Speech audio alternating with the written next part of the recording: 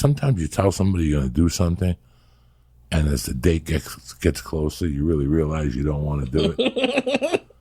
That's okay if you go into a concert. That's okay if you don't want to go on a trip. But it's not okay if you're going to have a baby. It's not okay if you want to get married. It's not okay if you quit your job, high-ranking fucking job, to take a low-ranking job, and it's not what you ended up thinking. You know, once you make career decisions, like I'm one of those guys. Like I got married and I realized on the fucking plane on the honeymoon that I didn't want to be married. Too fucking late now. Yeah. You know, it's too fucking late, Joey. When I got out of the fucking halfway house and she picked me up, like I was seeing her every day. But when I looked at her at lunch that day and we went back and she took her shirt off, I'm like, this chick is big. I'm about to be a fucking father. And I don't know if I'm into all this shit. And all of a sudden the next morning, that night, we went to Lucille's, that place that I told you about in Boulder that has Cajun food that's fucking delicious. And I had like the black and red fish with this bayonettes and this spicy Louisiana sausage. Nice. And my wife ate the same, and we went back, and I couldn't get high. I don't like a reefer high. So it was snowing, and I fucking passed out. And I fucking was so tired. I was so stressed about life. We must have passed out at 2 in the afternoon and just slept all day. Like, we both just fucking slept. All I remember is her waking me up, telling me her water broke.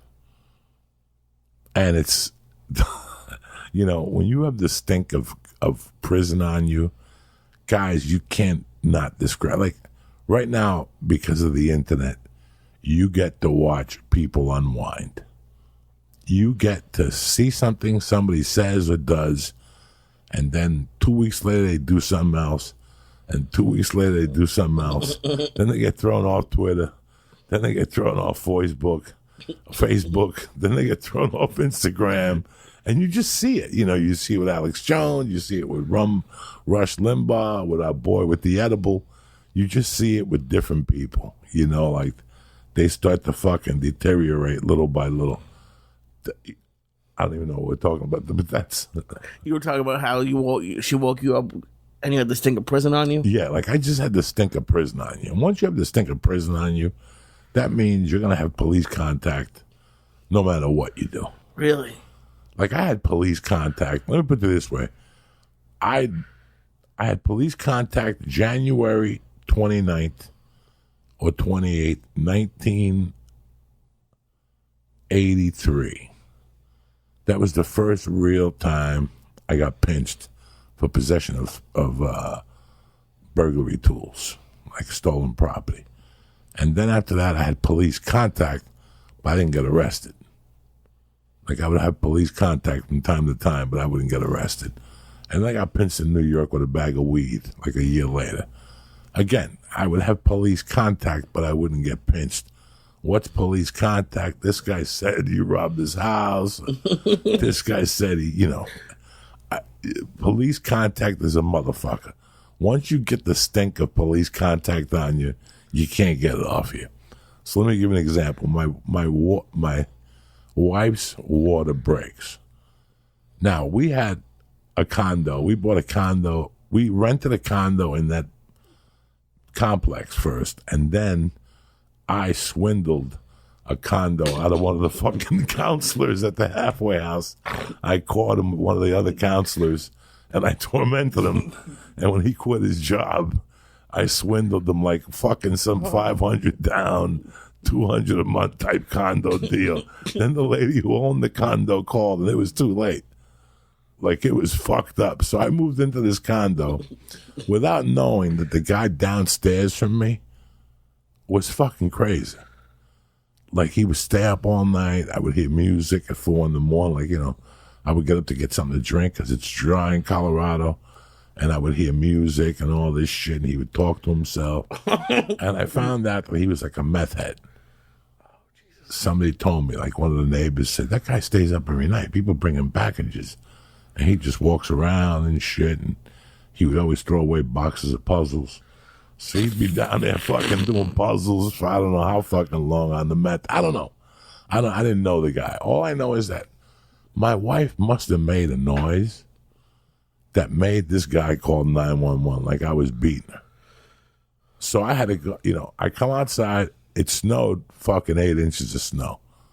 So I got to go outside now and clean off the car. And while I'm cleaning off the car, I see two cop cars coming down the street. It wasn't really a street. It was like a parking lot. And did you know they were for you? Not an idea. Okay. I'm like, what the fuck must have happened? And all of a sudden, the cops are like, they get out and they're like, put your hands on the car. And I'm like, okay. And I put my hands on the car and I go, what's going on? They're like, turn around. They came up to me. They frisked me and they handcuffed me. And then they ran into the house because the front door was kind of open. And they knocked and they go, hello, hello. My wife's like, hello. And they're like, are you okay? And my wife was in the bedroom on the bed waiting for me to come pick her up. And they're like, are you injured? And she's like, what are you talking about? And the cop goes, we just got a domestic violence call from here. And she goes, no, my water broke. And I was telling my husband to hurry up. He's outside getting the car ready. But that fucking meth head called the cops on me. Oh, Jesus. So the cops helped me carry her out to the fucking car. We put her in the front seat. One cop car got in front of me. I got behind the one cop car, and the other cop car got behind me, and we fucking sped off to the hospital. It took us like 8 minutes. That must have been cool. Cool as shit. Here I am, a convicted felon, getting a police escort to the fucking hospital. I get there, we go through the whole fucking thing. She has the baby, like that morning, like at 12 or something, 2. And finally at 6, I went home. And even though I was in the halfway house, I had to celebrate. So sure enough, I got an 8-ball. I called my brother-in-law, her brother, and we did a fucking 8-ball. And thank God my number didn't come up that fucking Monday, and I'd have to pee in a bottle, or they would have put me right back in the fucking halfway house. I mean, you know me, dog. I think I told you. I made Artie Lang look like a fucking choir boy. So do you have any anxiety, like, while you're doing it, or you're just like, fuck it? Fuck it. Like, they're not going to piss me. I'll beat the test. Your addiction just convinces you that you're this superhuman guy. And then when you come down and you got your press, you're like, what am I going to do now? Now I got to pray for Monday that my color doesn't come up. When I say color is on Mondays from 1 to 5. From 12 to 5, you got to call a number. And I think my color was maroon. Okay? And they'll tell you, the colors for the day are black, white, purple. You have 4 hours to report.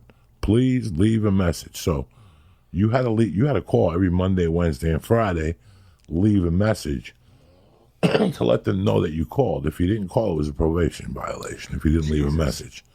And were you close to going back to prison for another violation? Oh, yeah. As soon as you get a probation violation, it's 90 days. But it's in the halfway house. It could be in county jail. It could be in jail. Or it could be at the halfway house.